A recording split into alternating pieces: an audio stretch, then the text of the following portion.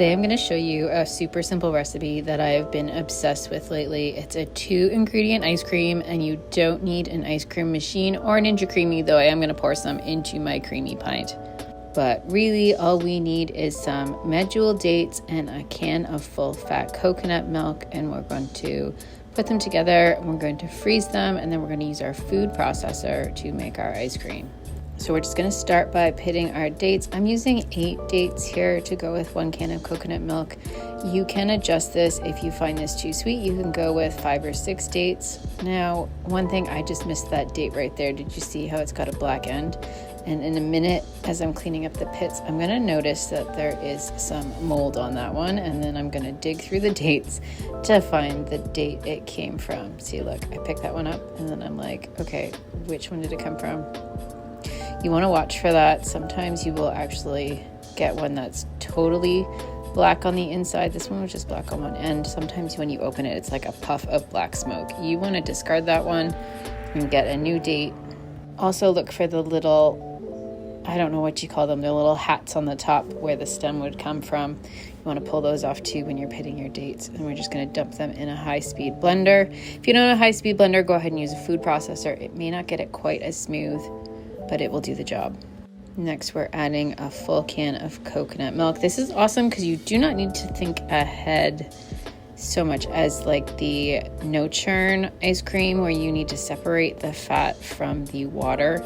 And it also makes this a little lower fat option as opposed to the no churn one where you're discarding the water.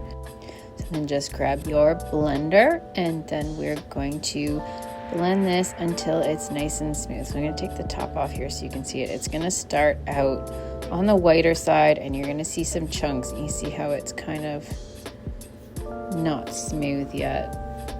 I'm just going to keep going, and it will turn to a darker caramel-ish color, and it will be nice and smooth and creamy.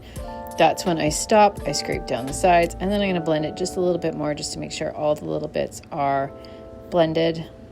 And that's all there is to it. So then you can stop your blender, and then we're just going to pour it out. I pour half of this into my Ninja Creami pint just to do it that way. But if you do not have a Ninja Creami, go ahead and pour all your mix into ice cube mold, or as I have here, just the little silicone molds. And then once it's frozen, we're going to pop it out. So pop all your little ice cubes out. If you don't have an ice cube tray like this, you can seriously just pour it in a thin layer on a baking sheet lined with parchment or saran wrap. And then you can break it up into pieces when it's frozen and throw it into your food processor. So we're just going to dump it all in the food processor, and I'm going to run it on high until it's nice and smooth. You'll know it's ready when it starts to ball up, kind of like some dough would when it starts to come together.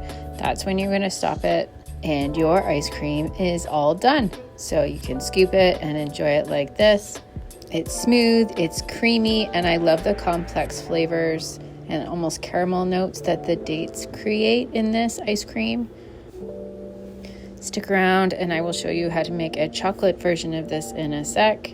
But first we're going to run my Ninja Creami pint in the Ninja Creami. So we're just going to run this on light ice cream mode. I have not yet had to run it on a respin yet. One spin seems to do the trick. And then just for fun, I added some protein cookie dough balls. You'll find that in a recent video. You can make those up. I freeze them, and then I just throw a handful in for some extra protein and for some fun mix-ins. All right, and if you love chocolate, you can so easily make this chocolate. I'm going to show you how to do it with my Ninja Creami pint. Because this is about half the mix, I'm just going to take 1 tablespoon of cocoa powder and add it in, and then I'm going to respin this pint.